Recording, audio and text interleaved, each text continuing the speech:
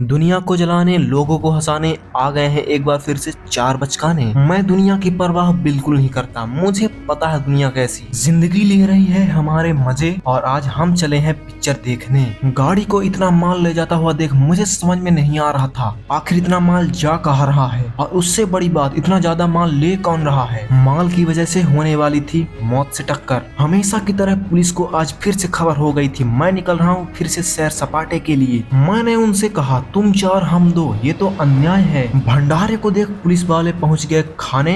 मौके का फायदा उठाकर हम भाग गए चार बचकाने। शुरू से ही मैं विवेकानंद जी का बहुत बड़ा प्रशंसक रहा हूँ। मैंने सोचा क्यों ना उनसे जाकर आशीर्वाद लिया जाए। पास जाकर मैंने स्वामी जी से पूछा आपके इस लोहे जैसे मजबूत शरीर का राज क्या है। इतनी ऊंचाई पर पहुंचते ही मेरे अंदर गुरूर आ गया। मैंने गुस्सा आके कहा दुनिया वालों अगर तुम अपनी सलामती चाहते हो तो मेरे सामने घुटने टेक दो। मेरे मुंह से ऐसी बेतुकी बातें सुनकर स्वामी जी को बहुत ही ज्यादा गुस्सा आया और उन्होंने मुझे लात मार के भगा दिया। रोते हुए मैं भैया के पास पहुंचा और पूरी कहानी सुना डाली। भैया ने कहा चलो मेरे साथ मैं देखता हूँ उसको। पहुंचते ही भैया ने हाथ हिलाकर कहा कैसे हो विवेक। गुस्से में आकर विवेकानंद जी ने कहा तू भी आ गया कलवे, भाग यहाँ से। जिंदगी में पहली बार हम इतनी ज्यादा बेइज्जती करवाने के बाद वहाँ से आगे बढ़े। लोगों को नट बोल्ट लगाता हुआ देख मैंने कहा इसको और अच्छे से लगाओ। गुस्साए मजदूरों ने कहा भाग जा यहाँ से वरना तेरी खोपड़ी फोड़ दूंगा। दिन भर में इतनी सारी गालियां खाने के बाद मैंने सोचा क्यों ना मूवी देख के जेब को भी खाली कर दिया जाए।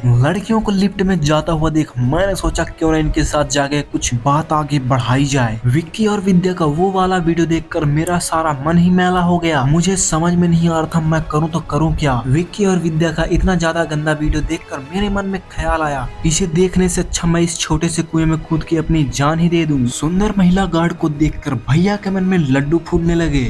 मैंने उन्हें समझाया अगर आप इतनी महंगाई में भी इसी तरह लड्डू फोड़ते रहे तो वह दिन दूर नहीं जब हमें सड़क के किनारे बैठकर भीख मांगनी पड़ेगी। बच्चे मन के सच्चे स्कूल जाने की वजह थिएटर में बैठ के देख रहे हैं गंदी पिक्चरें। हर इंसान के अंदर एक छोटा सा बच्चा छिपा होता है, लेकिन यह बात जैसे ही मेरी गर्लफ्रेंड ने बोली मैं तो भौचक्का ही रह गया। जैसे ही हमने थिएटर के अंदर अपना कदम रखा मेरी महिला मित्र ने मुझसे पूछा यह थिएटर इतना खाली क्यों है, आज कोई पिक्चर लगी भी है या नहीं। मैं तो पहले से ही इसी मौके का फायदा उठाने के लिए इंतजार कर रहा था। मैं अपनी महिला मित्र को समझाने का प्रयास कर रहा था यह थिएटर खाली नहीं है बल्कि मैंने तुम्हारे लिए पूरा थिएटर ही बुक कर लिया है। फिल्म के शुरू होने से पहले ही इन्होंने नंगा विज्ञापन दिखाकर मेरा सारा मूड ही खराब कर दिया। मैंने उन लोग से हाथ जोड़ के विनती की बंद करो ऐसी गंदी पिक्चरें दिखाना। मेरी बात न सुने जाने पर मैं सीधा पहुंच गया कलेक्टर निवास और वहां पर जाकर पूरी अपबीती सुना दिया। मेरी हरकतों से गुस्सा है भैया ने कहा बैठो यहाँ, मुझे तो बड़ा मजा आ रही है, दिल गार्डन गार्डन हो रही है। हीरो हीरोइन को ऐसा रोमांस करता हुआ देख प्रेम से वंचित भैया ने कहा एक ऐसा ही मोमेंट मेरे लिए भी पैक करना। शहनाज गिल को ऐसे कपड़ों में डांस करता हुआ देख भैया का पूरा मन ही व्यथित हो गया। उन्होंने कहा छी, शहनाज गिल को ऐसे कपड़ों में डांस करता हुआ देखने से अच्छा मैं इस नदी में कूदकर अपनी जान ही दे दूं। एक सुंदर लड़की एक सुंदर लड़के से प्यार करे तो चलता है, लेकिन एक बेहद खूबसूरत और नौजवान लड़की अधेड़ उम्र के मर्द के साथ रोमांस करे यह मुझे तनिक भी पसंद नहीं आया। इन लोग को ऐसे नदी के किनारे वादियों में डांस करता हुआ देख मैं इस खम्भे से लड़क कर अपनी जान दे देना चाहता था, लेकिन मुझसे भी ज्यादा दुखी कोई और भी था। जी हाँ, इसी पिक्चर का हीरो राजकुमार राव। जब उसे पता चला कि उसकी बीवी का चक्कर एनिमल के रणबीर कपूर के साथ चल रहा है वह तो एकदम से टूट ही गया और अपनी जान दे देना चाहता था। मैंने सोचा जब तक यह अपनी जान देगा तब तक मैं जाके कुछ खाने का इंतजाम कर लेता हूँ, लेकिन जैसे ही मैं दोबारा अंदर दाखिल हुआ इन लोग को वापस से एक साथ डांस करता हुआ देख मेरे तो होश ही उड़ गए। दुबई के शेखों को बुलाकर पार्टियां की जा रही हैं। फिल्म में ऐसे विचित्र तरह के लोगों को देखकर मेरा तो मन ही उब गया और मैं अपनी महिला मित्र को लेकर सीधा बाहर ही चला आया। मैंने गुस्सा के कहा अगली बार से ऐसी मूवी दिखाने के लिए मुझे मत लेके आना। इतना कहते ही सीधा मैं भैया को लेके लिफ्ट में चढ़ गया। लिफ्ट में सवार दो महिलाओं ने ऑपरेटर का दिमाग ही खराब कर दिया। ऑपरेटर गुस्से में आग बबूला हो गया और हमें पाताल लोक में जाके छोड़ दिया। इतनी गाड़ियों को एक साथ खड़ा हुआ देख मैं समझ गया है